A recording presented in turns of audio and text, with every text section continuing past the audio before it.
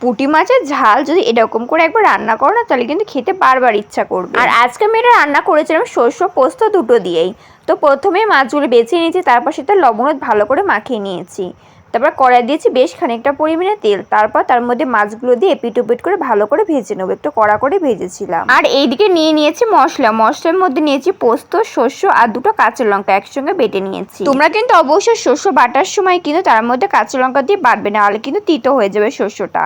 তারপর সে মশলার মধ্যে সামান্য পরিমাণে লবণ আর সামান্য পরিমাণে তেল আর কিছুটা পরিমাণে হলুদ দিয়ে ভালো করে গুলিয়ে নিলাম। আর দিয়েছিলাম কিছুটা পরিমাণে জল। এটা ভালো করে মশলাটা গুলিয়ে নিয়ে এই রান্নাটা কিন্তু একদমই সিম্পল, কোনো কিন্তু ঝামেলা নেই। মশলা তো আগের থেকে আমি দেখতেই পাচ্ছ ভালো করে করে নিয়েছি। এইদিকে মশলা করতে করতে ওইদিকে পুঁটি মাছগুলো ভালো করে ভেজে নিয়েছিলাম। পুঁটি মাছ না বেশ অনেকগুলোই নিয়েছিল বাবা বাজার থেকে। আমি সব পুঁটি মাছগুলো একবারে ভেজে রেখে দিয়েছি। এবার পুঁটি মাছগুলো আমি ভেজে নিয়েছি। তারপর পুঁটি মাছগুলোর মধ্যে আমি দিয়েছি সামান্য পরিমাণে কালো জিরে। আসলে মাছগুলো ভাজা হলে মাছগুলো সাইডে রেখে মাঝখানে যে তেলটুকু ছিল তার মধ্যে কালো জিরেটা দিয়ে দিয়েছি। তারপর তার মধ্যে দিয়েছি মশলাগুলো, জলটা আর দিয়েছি সামান্য পরিমাণে জল, আর আরও দিয়েছি কিছুটা পরিমাণে ভাজা মাছ। তার ভালো করে নাড়াচাড়া করে দিলাম। আমি দুই দিকে দুটো কড়াই কিন্তু মাছগুলো ভালো করে ভেজে নিচ্ছিলাম, নাহলে একটা করে ভাজলে বেশ সময় লাগতো।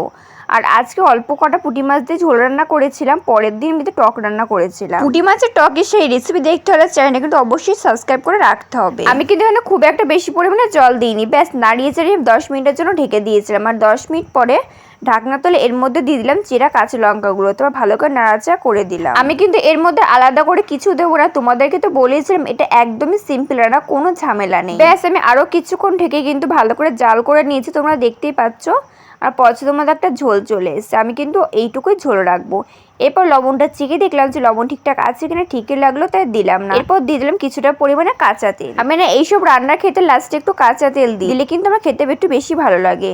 আমি কিন্তু আজকে এটার মধ্যে আলু দিইনি, তোমরা কিন্তু একটা আলু দিয়েও রান্না করতে পারো। এবার ঝোলে আমি যে কাঁচা লঙ্কাগুলো দিয়েছিলাম সেই কাঁচা লঙ্কাগুলো তুলে নিলাম। তারপর সেটা আমি একসঙ্গে ডলে আবার সে ঝোলেই দিয়ে দিই, না হলে তো একদমই ঝাল হতো না। ব্যাস এবার নাড়িয়ে চেয়ে নামিয়ে রেডি হয়ে গেল পুঁটি মাছের ঝাল, যেটা খেতে হয়েছিল কিন্তু খুবই দারুণ। তোমরা কিন্তু বাড়িতে অবশ্যই ট্রাই করো, আসলে তোমাদের কাছে খুবই ভালো লাগবে।